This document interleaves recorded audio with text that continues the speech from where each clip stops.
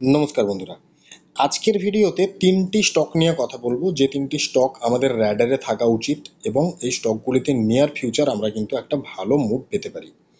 তো এই ভিডিও থেকে সেই তিনটি স্টকের entry point, nearest stop loss কোথায় থাকতে পারে এবং আমাদের পোটেনশিয়াল কতটা রয়েছে সেটা নিয়ে ডিসকাস করব। তার আগে যারা চ্যানেলটি প্রথমবার ভিজিট করছেন অবশ্যই চ্যানেলটি সাবস্ক্রাইব করবেন, বেল আইকন প্রেস করে দেবেন এবং পুরো ভিডিওটা দেখবেন, ভিডিওর শেষে একটা লাইক করে দেবেন। প্রথমে যে স্টকটি নিয়ে কথা বলবো সেটি হলো SAIL, Steel Authority of India Limited. সেলে আমরা কি দেখতে পাচ্ছি? সেলে আমরা দেখতে পাচ্ছি আজকের দিনে 2.5%-এর কাছাকাছি মুভ দিয়েছে এবং তার যে প্রিভিয়াস একটা রিজেকশন ছিল, যেটাকে এই জায়গাতে ব্রেকআউট দেওয়ার চেষ্টা করেছিল কিন্তু সাস্টেন করেনি, নিচে চলে এসেছিল, সেই জায়গাটাকে কিন্তু আজকে ব্রেকআউট দিয়েছে এবং ওপরে সাস্টেন করছে।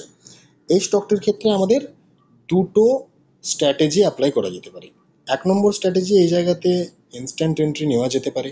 যদি ইনস্ট্যান্ট এন্ট্রি নিই সেক্ষেত্রে আমাদেরকে এসএল হিসেবে এই যে ক্যান্ডেলটি রয়েছে, এই ক্যান্ডেলের লো কিন্তু আমাদেরকে এসএল হিসেবে কনসিডার করা যেতে পারে। আদারওয়াইজ আমাদেরকে একটু ওয়েট করে যেতে হবে। এই 157টাকে যদি আমরা ব্রেকআউট পাই তাহলে 157-এর উপরে আমরা ফ্রেশ বাইংয়ের কথা চিন্তাভাবনা করতে পারি। আর নিচের দিকের যদি লেভেলটা আমরা মার্ক করি তাহলে লেভেলটা আসবে 141-এর কাছাকাছি।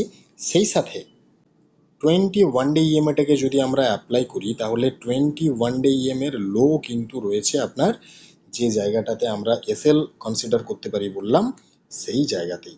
কাজেই এই 21 ডে ইএমের লো এবং এই যে লাইন দুটোই যেহেতু কাছাকাছি রয়েছে, এই জায়গাটাকে আমরা এসএল হিসেবে কনসিডার করতে পারি যদি ইনস্ট্যান্ট এন্ট্রি নিই। আদারওয়াইজ আমাদেরকে 157-এর ওপরে যদি সাস্টেন করতে দেখি তখন আমরা ফ্রেশ বাইংয়ের কথা চিন্তাভাবনা করব। পরে যে স্টকটি নিয়ে কথা বলবো স্টকটি হলো দীপক নাইট্রেট। দীপক নাইট্রেট আজকের দিনে 3% আপমুভ দিয়েছে। আপমুভ দেওয়ার সাথে সাথে স্টকটির যে পুরনো একটা রিজেকশন এরিয়া ছিল এই 2371, সেই 2371-এই কিন্তু আজকে ক্লোজিং দিয়েছে। এরপর এই স্টকটির ক্ষেত্রে আমাদের স্ট্র্যাটেজি কী হবে? এই স্টকটির ক্ষেত্রে আমাদের স্ট্র্যাটেজি হবে, আজকের দিনের যে হাই বানিয়েছে 2393, এর ওপরে যদি স্টকটিকে আমরা সাস্টেন করতে দেখি তাহলে আমরা এখানে ফ্রেশ বাইংয়ের কথা চিন্তাভাবনা করব।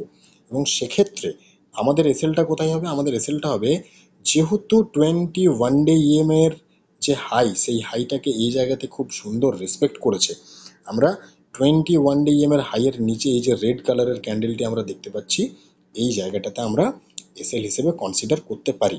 তবে মনে রাখবেন, আমি কিন্তু কোনো রকম রেকমেন্ডেশন আপনাদেরকে দিচ্ছি না, আমি জাস্ট আমার টেকনিক্যাল ভিউ আমি আপনাদের সাথে শেয়ার করে নিচ্ছি।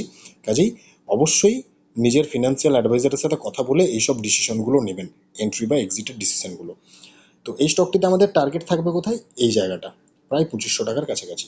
তাহলে দীপক নাইট্রেট আমাদের র্যাডারে থাকবে।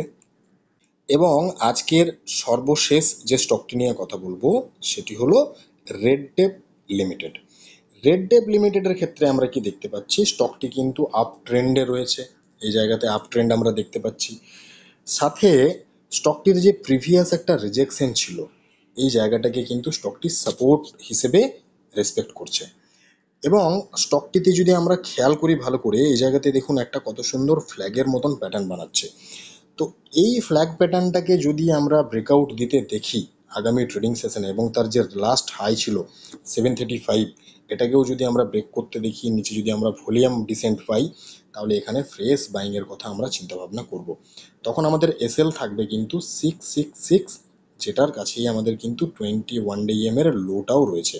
তো এই 666 আমাদের এসএল হিসেবে কনসিডার করতে পারি এবং ব্রেকআউট পেয়ে যাওয়ার পরে আমরা যখনই স্টকটি ওপরের দিকে যেতে দেখব তখন কিন্তু আমরা এই স্টকটিতে আমাদের এসএলকে ওপরের দিকে ট্রেল করতে থাকবো।